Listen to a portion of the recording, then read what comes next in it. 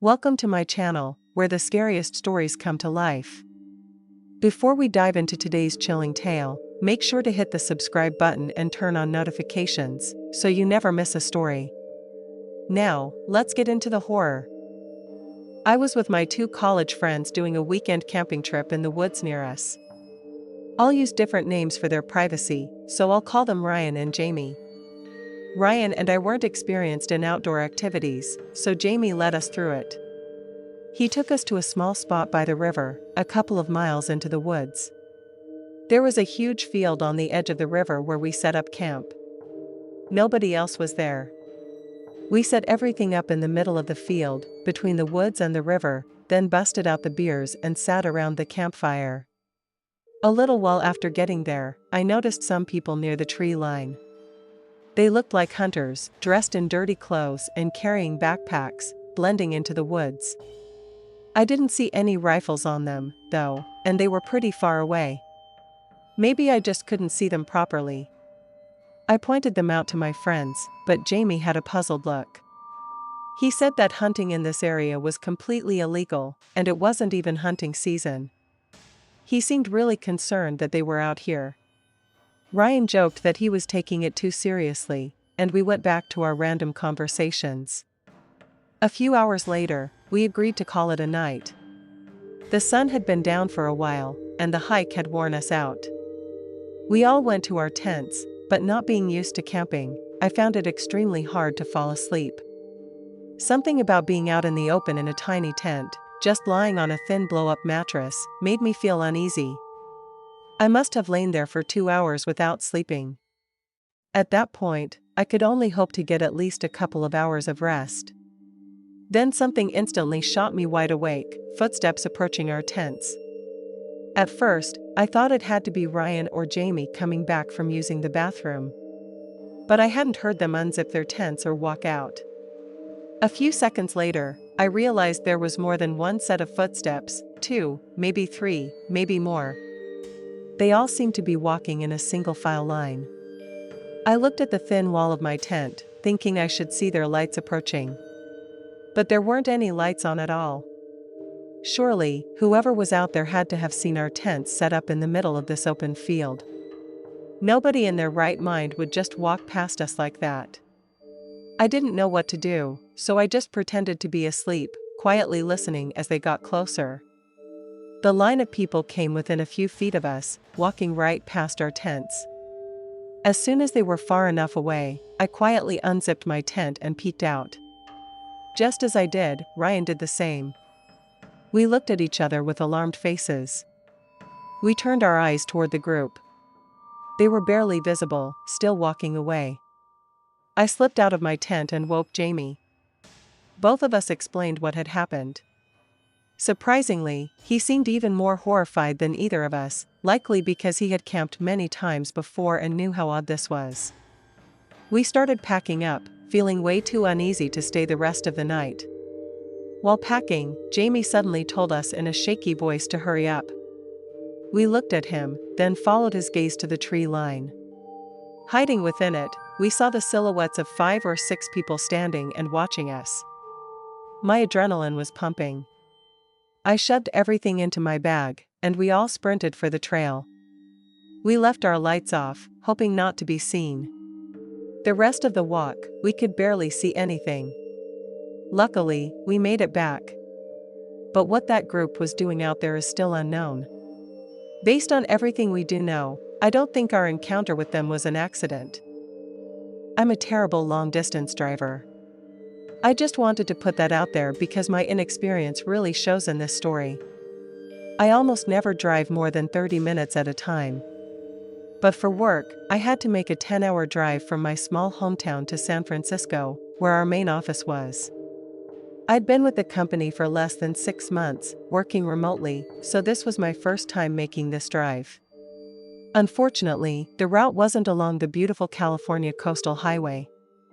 Instead, it followed a lesser-used highway on the opposite edge of the state, passing through empty deserts and smaller cities. Since I'd never driven this route before, everything was unfamiliar. I set up my GPS and started driving at 6 p.m., hoping to arrive by my hotel check-in at 3 p.m. the next day. The first hour of the drive took me through my town, which gradually dwindled to just a few buildings here and there. Eventually, there was nothing at all, no other cars, just an endless stretch of road. About 3 hours in, I passed a gas station, which reminded me to check my fuel gauge. I looked down and realized I was dangerously low, almost empty.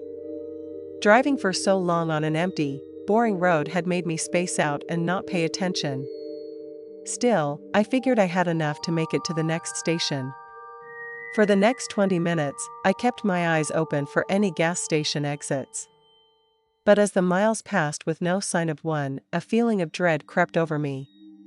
I cursed myself for being so careless, letting my tank run this low in the middle of the desert. My car started to jerk and stutter. I knew I was in serious trouble. Just as I was thinking my car was about to shut off at any moment, I saw headlights on the side of the road. They looked like a police car, sitting there monitoring the highway.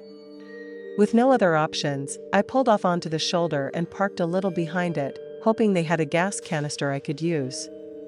I got out and walked toward the vehicle. It had a spotlight near the driver's side mirror and a light bar on the roof. From behind, it looked exactly like a police cruiser. But as I got closer, something felt off. It was definitely a police vehicle, but not a modern one still in service. It looked like an old car someone had bought secondhand. The police markings had been removed, but the car itself was still in decent shape. When I reached the window, though, I saw that nobody was inside. It didn't look abandoned. The interior was clean, and there was even a grocery bag in the passenger seat with food and snacks. Something about this was really off. I looked out into the dark, empty desert surrounding me. Then I noticed movement. Far from the road, I saw someone out there. They were too far for me to tell what they were doing, but they were definitely moving around. At that moment, I knew this wasn't going to go the way I expected. I turned back toward my car, planning to call 911 or roadside assistance. That's when the figure suddenly stopped. It was like they had noticed me. They stood completely still, facing my direction. I froze, unsure of what to do. Then, without warning, the person started sprinting toward the road. I bolted back to my car. The man must have been running full speed because by the time I climbed into the driver's seat, he had already reached the road. He stood next to his car, staring at me. In the glow of my headlights, I could finally see his face. He had short black hair and a black beard, but what stood out most was the dirt and sand covering his entire body, from his shoes to his face. I couldn't tell if he was angry or something else, but he stood frozen, like a deer in the headlights, as if waiting for me to either drive away or step out of my vehicle. I was too scared to start my car. If it stuttered, he'd know I was stuck there. Instead, I sat motionless, desperately trying to call 911. The connection was awful, and it took multiple tries. By the time I finally got through, the man had climbed into his car. A minute later, he drove off, without turning on his headlights, vanishing down the dark highway. 30 minutes later, an officer arrived and poured a few gallons of gas into my car. I told him about the man and how suspicious his behavior was, how he had been out in the desert doing something. The officer mostly brushed it off and didn't even check.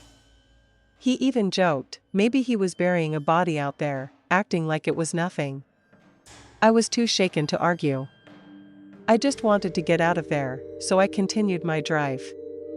It's been a while since this happened, but I can't stop thinking about it. What was that man doing out there? And how close was I to discovering something I really didn't want to? A few years ago, I was hopping between jobs a lot, struggling to find something that paid well enough to live on. I eventually found work as a security guard for a large warehouse. When they hired me, it was clear they'd never had a security guard before. They just told me to walk the perimeter and make sure no one broke in or stole anything. A few days after getting hired, an employee mentioned that there had been a couple of break-ins overnight recently. That was the real reason they hired me. I probably should have been more concerned, but I figured it was only happening because the building was empty at night. Now that I was there, I hoped it wouldn't be an issue. For the first 2 months, nothing happened. I never saw anyone on the cameras, nor did I have any strange encounters. Considering the pay and the lack of actual work, it was the easiest money I had ever made. On a typical night, I started at 11 p.m., made sure all employees had left, locked up, and then went to the security office to check the cameras. That night, as soon as I sat down, I noticed a flag on one of the doors, indicating it wasn't shut or locked properly. That confused me because I had just gone around locking all the doors. I walked through the warehouse to check. The door was closed, and the bolt looked like it was in place, but after only a couple of tries, it swung right open. Now I was really confused. I looked outside, but the entire area around the warehouse was empty fields. As far as I could see, there was no one out there. I turned my attention back to the door and tested the bolt. It seemed okay, yet the door wouldn't fully lock. After a few tries, I looked at the notch where the bolt slid in, and immediately noticed something strange. A small piece of wood was wedged inside the hole. It was obvious that someone had placed it there on purpose to keep the bolt from fully locking.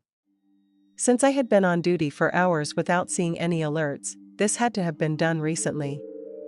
I pulled the wood out, made sure the door was fully secured this time, and started heading back to the security office to check the cameras. As I walked, an uneasy feeling crept over me. I thought back to the break-ins. The warehouse was completely silent except for the hum of the dim, energy-saving lights. The atmosphere felt different now, off. I rounded the corner, just about to reach the office, when I saw something move by one of the storage racks. It was barely visible in the darkness, but I could make out the shape of someone's head peeking around a box. I forced myself to keep walking, pretending I hadn't seen them. My heart pounded as I stepped into the security office, locked the door, and immediately called the police. My hands were shaking. My voice was unsteady. After hanging up, I turned back to the security monitors and cycled through the live feeds. When I reached the hallway camera, I nearly jumped out of my chair. A man was standing right outside my door. The footage was grainy, but there was no mistaking it, he was holding a weapon. It looked like either a large knife or possibly a small bat. My stomach dropped. I sat frozen, panic setting in, imagining him smashing through the lock at any moment. For a few agonizing minutes, I watched, barely breathing. Then, suddenly, he backed away. I followed him on the cameras as he walked to the opposite end of the warehouse and exited through the same door I had just repaired. He then sprinted into the fields behind the building, disappearing into the night. The company and police launched an investigation, but nothing ever came of it. No suspects. No explanations. And as far as I know, he didn't steal or even touch anything. Of course, I quit. Not long after that, I moved on to a far less stressful job. To this day, I still don't know why that man broke in, or what he wanted. Thanks for sticking around till the end. If you enjoyed the story, don't forget to give the video a like and leave a comment with your thoughts. And if you haven't already, hit that subscribe button and turn on notifications so you never miss a terrifying tale. See you in the next one.